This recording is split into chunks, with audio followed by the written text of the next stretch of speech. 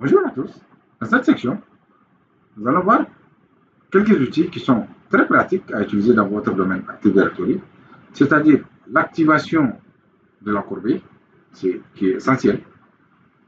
Soyez sûr que lorsque vous créez vos unités organisationnelles, que la case, c'est-à-dire la case suppression accidentelle est cochée, pour éviter que vos EUI soient supprimés de manière accidentelle.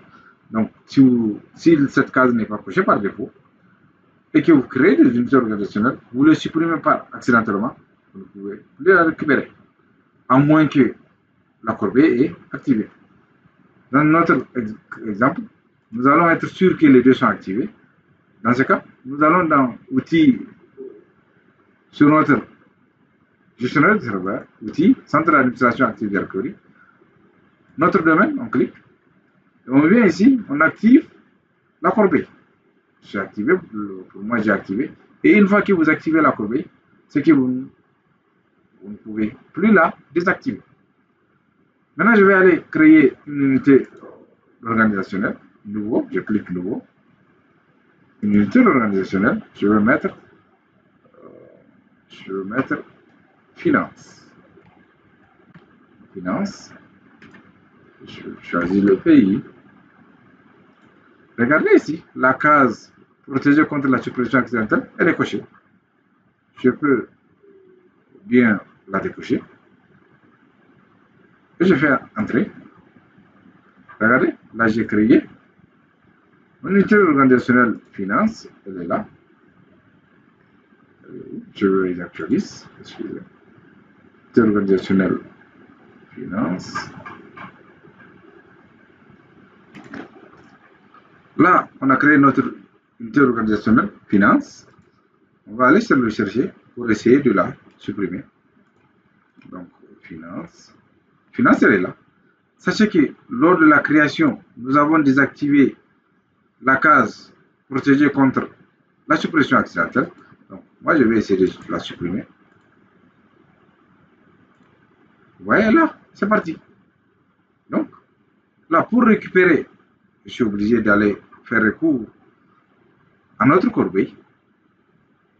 Si on avait coché la case de ne pas la suppression accidentelle était cochée, on ne pouvait pas la supprimer, on allait recevoir un message. Là, je vais la recréer. Je vais créer un autre qui est contact. Contact, par exemple. Je laisse cette case cochée. Je fais valider. Voilà, notre unité organisationnelle est là. Je vais essayer de la supprimer. OK. Vous voyez, on dit, vous ne disposez pas des informations d'identification nécessaires pour supprimer contact ou cet objet est protégé contre la suppression accidentelle. Parce que cette case, la case, on l'a laissé cocher, donc on a double protection contre la suppression accidentelle. On doit laisser la case suppression accidentelle activée. Et en plus, on doit aussi activer la corbeille pour une meilleure protection. Donc, notre finance qu'on a supprimée, on peut aller essayer de regarder notre corbeille afin de la restaurer. Donc, on va parcourir pour restaurer notre unité organisationnelle finance qui a été supprimée, qui n'avait pas l'option